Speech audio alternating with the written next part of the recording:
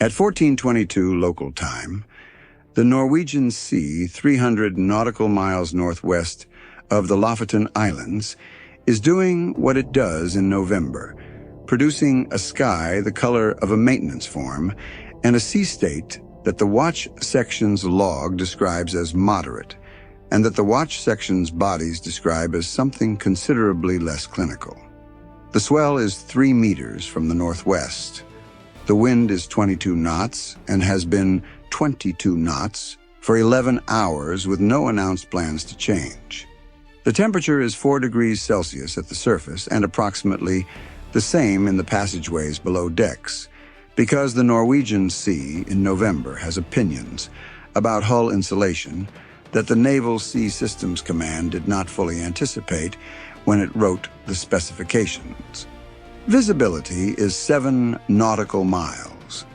The horizon is a gray line distinguishable from the gray sky above it only by the presence of whitecaps at the boundary, which is how sailors in these waters navigate the distinction between ocean and atmosphere in the absence of sunlight. USS Porter, hull number DDG-78, an Arleigh Burke-class guided missile destroyer, is making 14 knots on a patrol track in international waters that the Sixth Fleet has been running through this part of the Norwegian Sea for decades, between the Kola Peninsula and the Atlantic shipping lanes, in a geographic position that has been operationally important since the Cold War and has not become less so. The watch section came on at 12 o'clock. The mid-watch brief had noted one point of interest: elevated Northern Fleet aviation activity at Kola over the preceding 18 hours, assessed as consistent with a Tu-142 maritime patrol sortie. Noted with the mild professional emphasis of a community that has been tracking Tu-142 sorties from Kola for longer than most of the current watch section has been alive. On the bridge, the officer of the deck is managing a picture that contains 2 Norwegian fishing vessels to the southeast, a commercial container ship on a transatlantic routing 2 nautical miles north that he is tracking for traffic management purposes and nothing else. He has a thermos. The thermos was filled at 11:45 before the watch with the deliberate preparation of a person who has been on the Norwegian Sea Watch rotation long enough to understand that improvisation at 1400 in 3-meter swells is a quality of life issue. The coffee is still hot. This is a small victory of the kind that Norwegian Sea deployments produce in quantity and that accumulate across a deployment into something that makes the difference between a crew that functions and one that does not. In the Combat Information Center, the Tactical Action Officer is watching the air picture with the attention that the previous watch's brief about Northern Fleet aviation requires. The AN/SPY-1D phased array radar, operating at full capacity in all 4 faces, is painting the air picture out to its horizon and beyond, managing the atmospheric propagation that the Norwegian Sea's thermal environment produces in November, which is the specific atmospheric propagation of a body of water that has decided to make radar work harder for no reason, except that the Norwegian Sea has never been interested in making anything easy. At 1422, the E-2D Advanced Hawkeye, operating from the strike group 400 nautical miles to the south, tasked for this sector, painting the picture that the ship's own radar horizon cannot, updated its track feed. New air contact, bearing 075, range 208 nautical miles, low altitude, speed approximately 420 knots. The classification came from the Hawkeye's own sensor fusion before the data reached USS Porter's display. Tu-142 Bear F. The specific variant, Bear F, the maritime patrol and anti-submarine warfare configuration, had been in the Northern Fleet's inventory since the Brezhnev era and had been conducting sorties over the Norwegian Sea since before the watch section's commanding officer was commissioned. The emission profile was in the threat library under an entry that has its own history, updated across multiple platform generations and collection events, and that currently runs to 14 pages, not counting the appendices. The contact was immediately classified with the confidence reserved for contacts whose emission signature the library has been refining for 47 years. Now, the Tu-142 bear. And this is the part of the brief where the operational picture and the historical record diverge in ways that are, in the specific register of dry professional amusement, considerable. The Tupolev Tu-142 first flew in 1968. This is 57 years ago. 1968 was the year that the Soviet Union occupied Czechoslovakia, that Apollo 8 first orbited the moon, and that the concept of a handheld calculator was still science fiction. The aircraft that entered service that year was, at the time, a genuine achievement of Soviet aviation engineering, a long-range maritime patrol aircraft with endurance that NATO planners regarded with appropriate seriousness, capable of finding and tracking Western submarines across the North Atlantic with a persistence that shore-based aircraft could not match. It was a real capability that warranted real attention. The Tu-142 in current Russian service is maintained and periodically updated, and the word updated does approximately the amount of work here that words do when asked to span 57 years of aerospace development. The airframe is structurally sound through the dedicated efforts of an engineering community that has developed extraordinary expertise in keeping it flying beyond its intended service life. The four Kuznetsov NK-12 turboprops, each producing approximately 15,000 shaft horsepower through contra-rotating propellers, were the most powerful turboprop engines ever built. They also produce a sound that can be heard by passengers aboard commercial aircraft at 35,000 feet when the Tu-142 passes below them. Not because commercial aircraft are quiet, because the NK-12's acoustic signature at maximum power is a physical event that sound dampening measures address the way a screen door addresses a hurricane. The Tu-142 at 420 knots is not stealthy. It is not attempting to be stealthy. Stealth is not a design parameter that the Tu-142's design team prioritized in 1968 because the Soviet maritime aviation doctrine of 1968 prioritized reach, endurance, and sensor payload rather than low observability. And 57 years of updates have not changed the aerodynamic reality that a large turboprop aircraft with four contra-rotating propeller assemblies produces a radar cross-section that the Spy-1D acquires with the casual confidence of a system that does not regard the classification as a challenge. What the Tu-142 is doing at 420 knots at low altitude in the Norwegian Sea at 1422 is its job, which it has been doing continuously since 1972, which was the year that USS Porter's commanding officer was approximately 2 years old. Its job is to find submarines, characterize surface contacts, and remind NATO that Russian maritime patrol aviation remains an operational factor in this part of the ocean. It is doing this job from Kola, where it based for 50 years. It is doing this job along routes that the Sixth Fleet has been tracking for 50 years. The crew aboard knows the routes. The fleet tracking them knows the crew knows the routes. Everyone involved is a professional engaged in a professional activity with a history long enough to have its own institutional memory. And the institutional memory on the U.S. side is 14 pages in the threat library, plus appendices.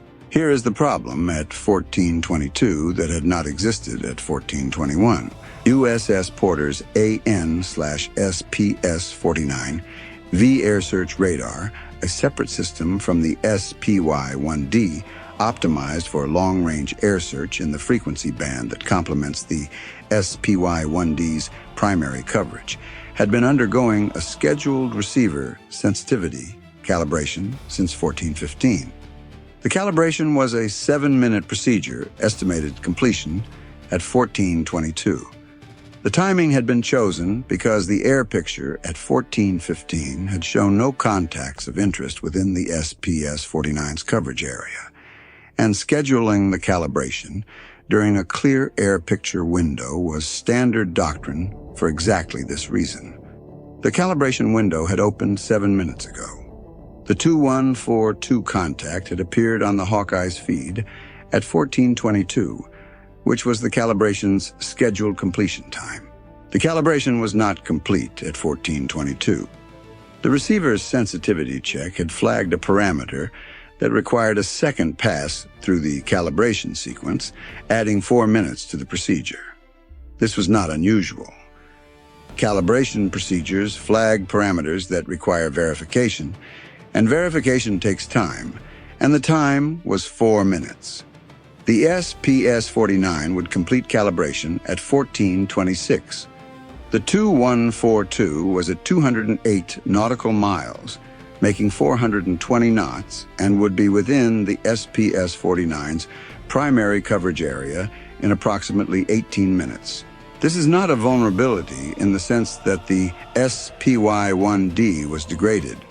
The SPY-1D was fully operational on all 4 faces and was receiving the Hawkeye's track data via Link 16.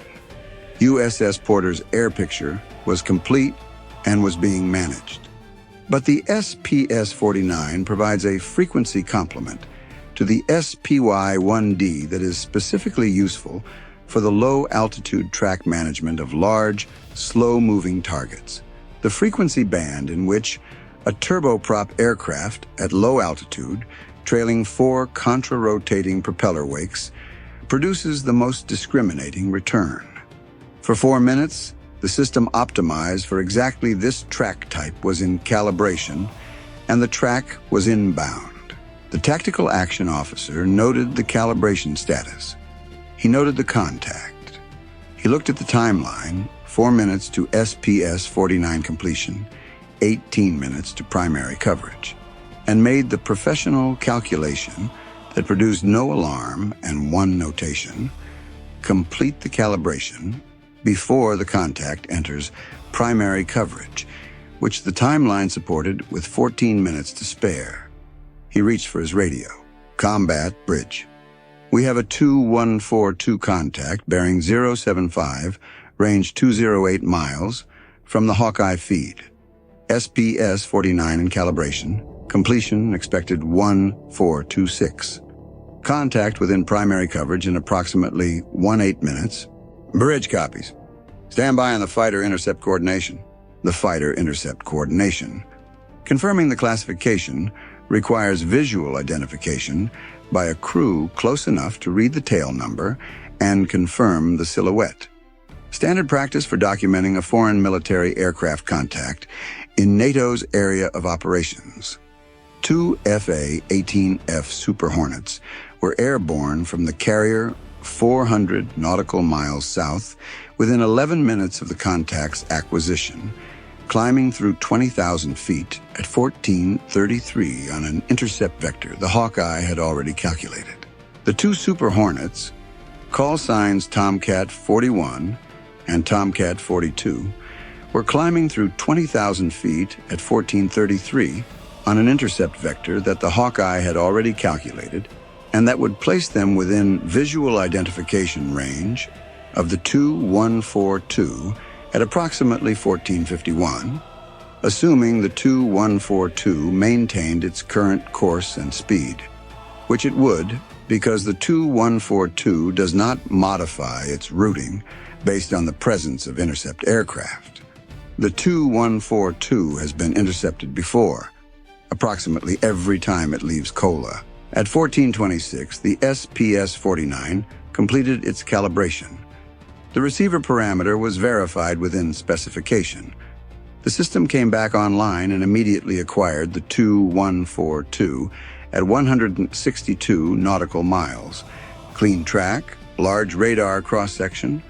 The contra-rotating propeller returns producing the Doppler signature that identifies the NK12 configuration with the reliability of a fingerprint.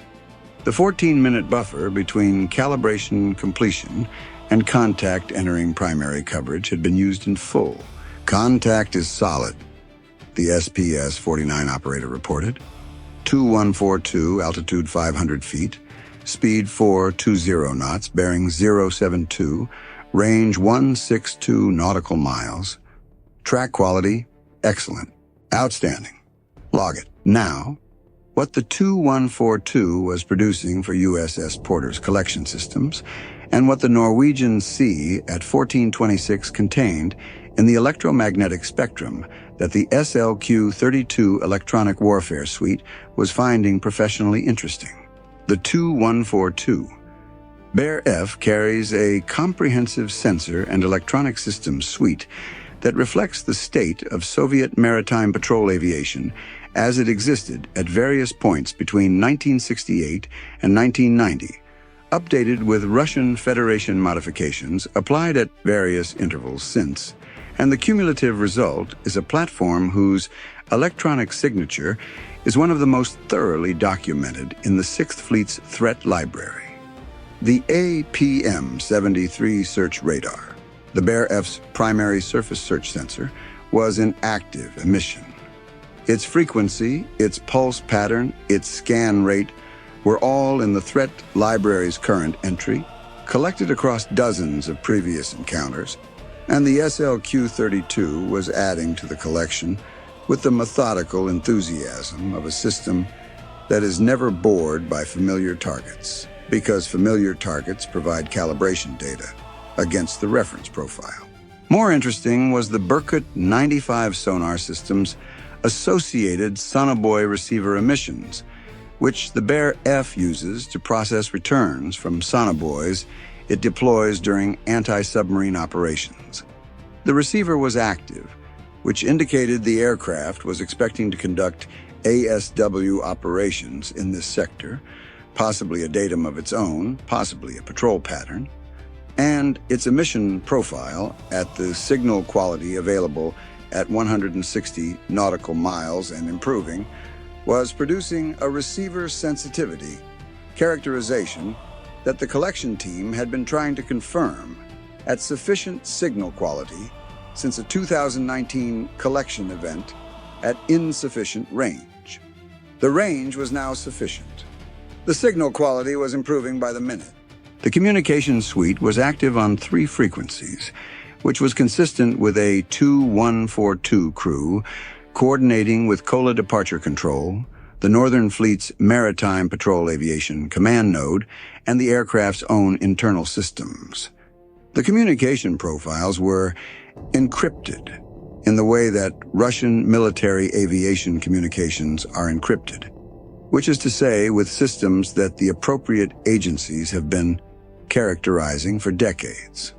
The metadata, frequency, timing, traffic volume, transmission patterns, was being logged by the SLQ-32 with the automatic dedication of a system that was designed to log exactly these things and does not find the subject tedious.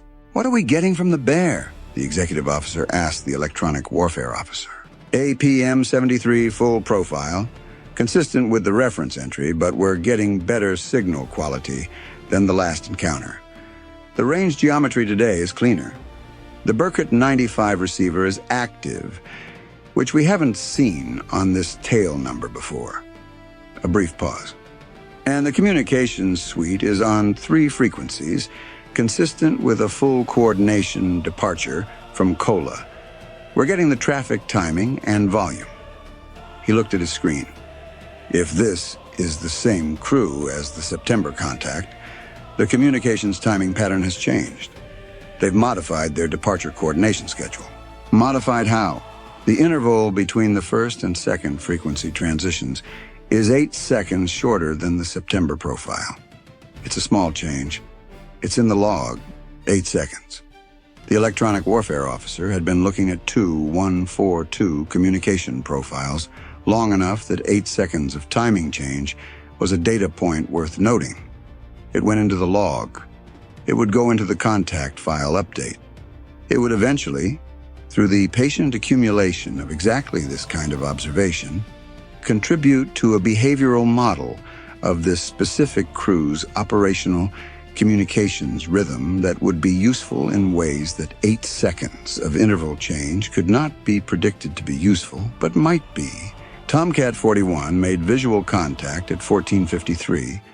The Tu-142 was at 500 feet, making 420 knots, trailing the specific acoustic and visual signature of 4 NK-12 turboprops at cruise power.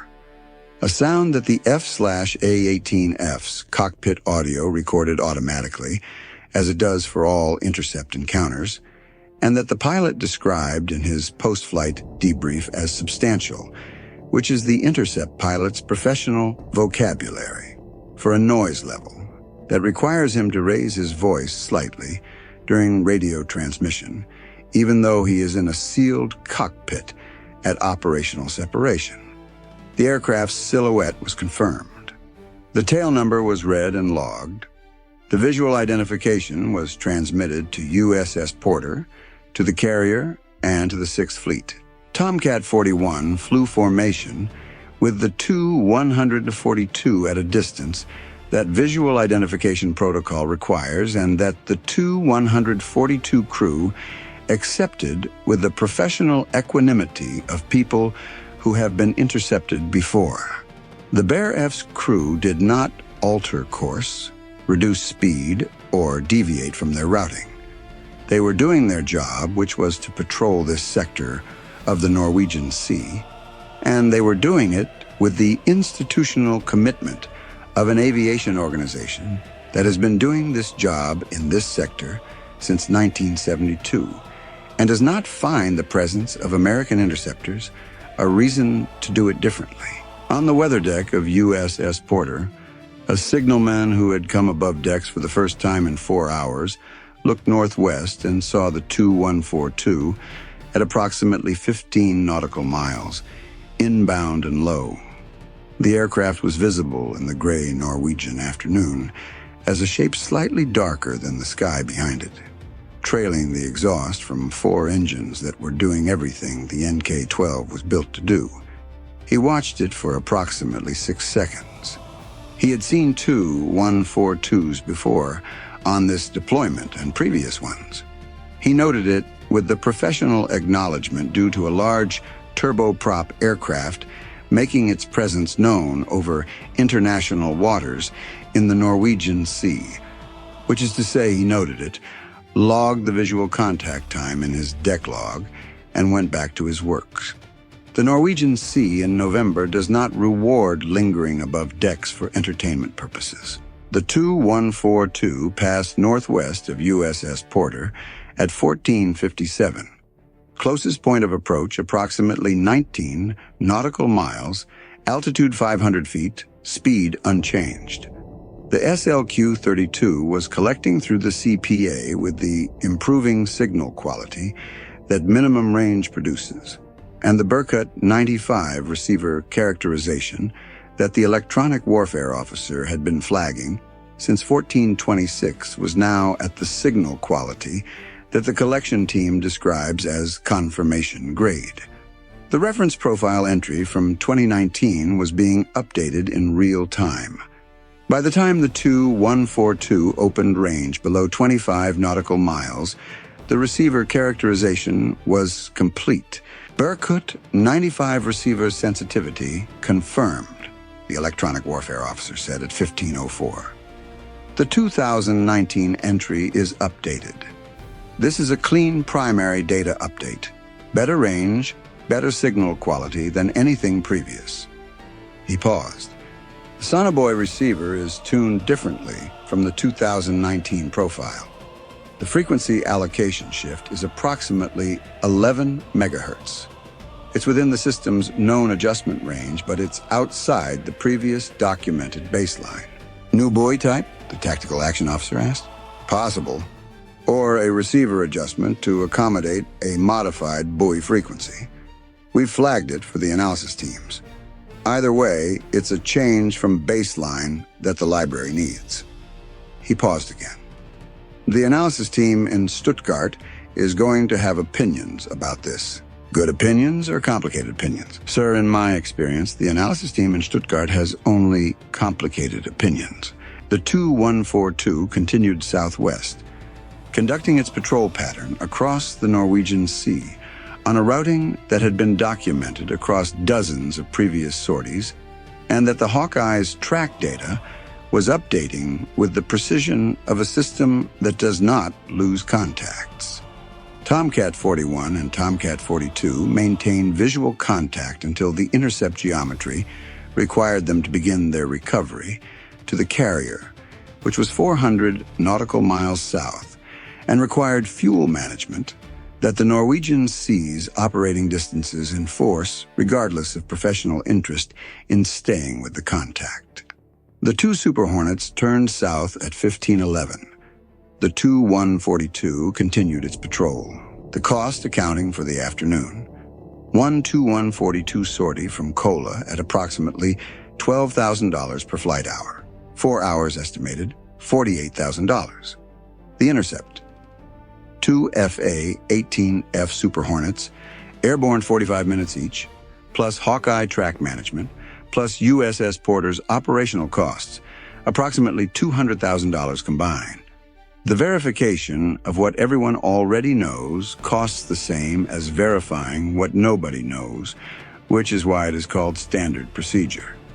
The intelligence product cost is separate, and intelligence products do not have published prices, and the Stuttgart analysis team's billing rate is not in the procurement database.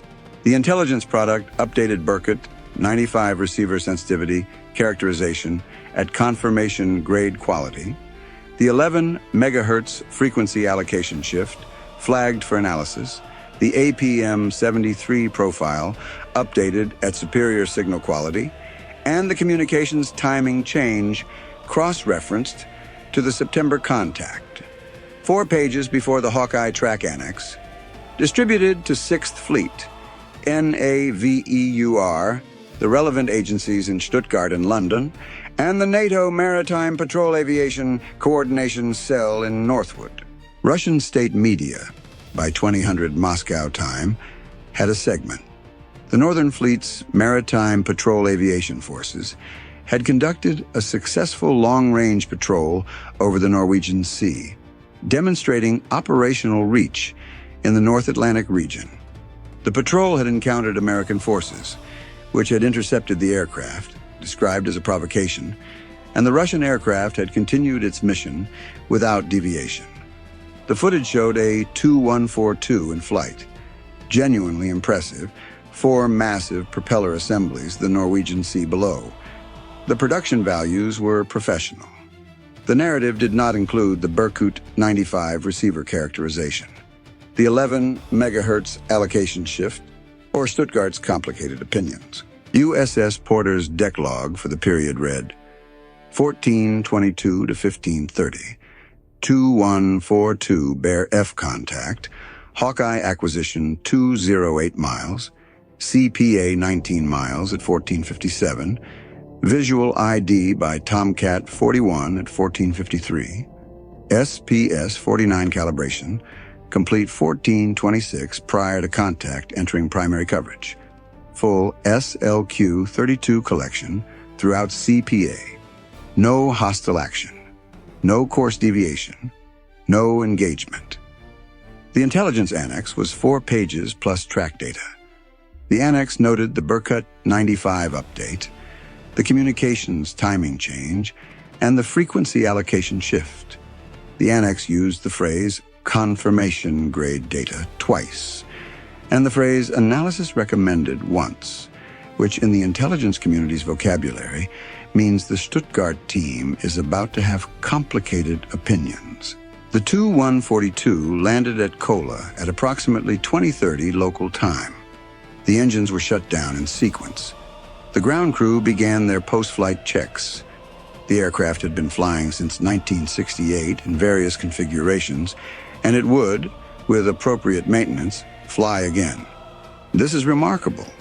The NK-12 turboprops have been maintained, repaired, and coaxed through conditions that would have ended lesser machinery decades ago, and the people who maintain them have developed expertise that exists in its specific form in approximately one place on Earth. The aircraft is a genuine feat of sustained operational commitment. It is also, at 420 knots over the Norwegian Sea, one of the most thoroughly documented emitters in NATO's threat library. And November had added to the documentation in ways that the Kola ground crew, performing their post-flight inspection in the dark, were not aware of, and would not have found surprising if they had been. They had been making this contribution since 1972. The library had been receiving it since the same year. The relationship is long and well established, and the direction of information flow has been consistent throughout. The SPS-49 calibration anomaly that had added 4 minutes to the window was logged, assessed, and scheduled for review at the next maintenance availability. The 4-minute extension had produced 14 minutes of comfortable buffer between completion and contact arrival. The buffer had been sufficient. The system had been calibrated. The contact had been tracked. The collection had been complete. The Norwegian Sea continued to be 4 degrees Celsius and uninterested in any of this. It would be the same tomorrow when the next sortie lifted off from Kola. Bye for now.